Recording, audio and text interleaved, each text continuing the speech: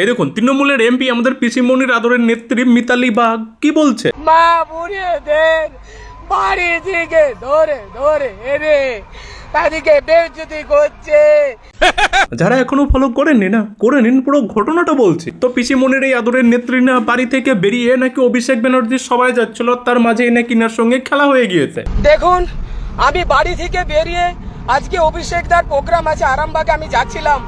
কিভাবে দেখুন কিভাবে বিজেপি দুষ্কৃতীরা তার গোঘাটের বুকেতে দাঁড়িয়ে কিভাবে গাড়িটাকে ভাঙচুর করেছে। দেখুন একাধিক মানুষ, দেখুন সব দিকে কিভাবে একজন মহিলাকে, এখন ভোট শুরু হয়নি দেখতে পাচ্ছেন আপনারা, দেখুন কিভাবে কণ্ঠরোধ করা হচ্ছে। দেখেছেন কিছু হলেই না এনারা মহিলা হয়ে যান, তারপরে এনাদের কণ্ঠরোধ করা হয়ে যাচ্ছে। এখন একবার ভাবুন এত দিন ধরে, গত 10-15 বছর ধরে বিজেপির নেতা নেত্রীদের সঙ্গে কি করা হয়েছে, কত লোকের ঘর পরিবার উজাড় করে দেওয়া হয়েছে।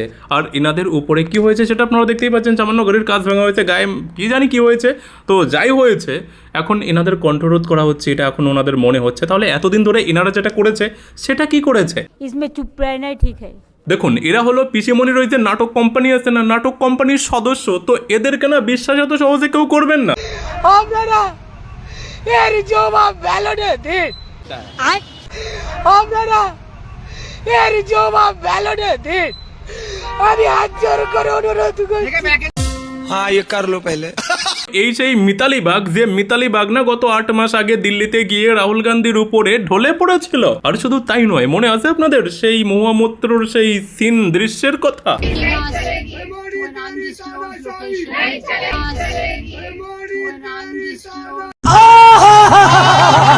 তো এবার আপনারা বলুন, যারা 8 মাস আগে দিল্লিতে ওরকম ভাবে একেবারে সার্কাস দেখিয়ে এসেছিল, যেটা সারা দেশের সামনে এক্সপোজ হয়ে গিয়েছিল, তারপরে আবার এখন এনারা ভোটের আগে বুঝতে পেরেছে যে এনাদের ঘটি বাটি সব ঘুটিয়ে গিয়েছে, তো কিছু তো একটা করতে হবে।